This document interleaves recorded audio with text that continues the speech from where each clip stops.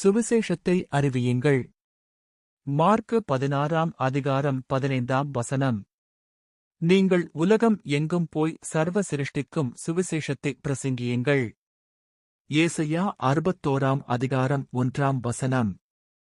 லூக்கா 4:18. சிறுமைப்பட்டவர்களுக்கு சுவிசேஷத்தை அறிவிக்க கர்த்தர் என்னை அபிஷேகம் பண்ணினார். 1. இரட்சிப்பின் சுவிசேஷத்தை அறிவியுங்கள்.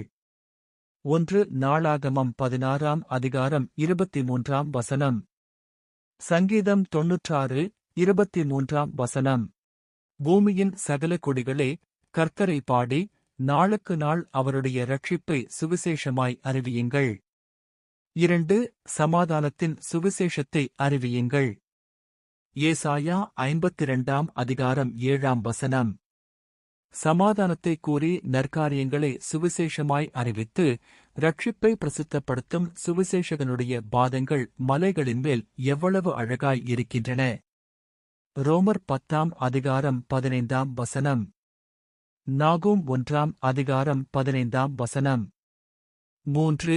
ராஜ்யத்தின் சுவிசேஷத்தை அறிவியுங்கள். மத்தேயு 4:23. இயேசு கலிலேயா எங்கும் சுற்றி நடந்து அவர்களுடைய ஜெப ஆலயங்களில் உபதேசித்து ராஜ்யத்தின் சுவிசேஷத்தை பிரசங்கித்தார்.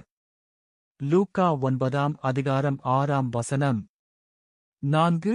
கிருபையின் சுவிசேஷத்தை அறிவியுங்கள். அப்போஸ்தலர் 20:24. தேவனுடைய கிருபையின் சுவிசேஷத்தை பிரசங்கம் பண்ணும்படிக்கு நான் கர்த்தராகிய இயேசுவினிடத்தில் பெற்ற ஊழியத்தை நிறைவேற்றவுமே விரும்புகிறேன். ரோமர் 1:15. 5. கிறிஸ்துவின் சுவிசேஷத்தை அறிவியுங்கள். ரோமர் 1:16. நான் கிறிஸ்துவின் சுவிசேஷத்தை குறித்து வெட்கப்படேன். ரோமர் 15:19, 29. கிறிஸ்துவின் சுவிசேஷத்தை பூரணமாய் பிரசங்கித்திருக்கிறேன்.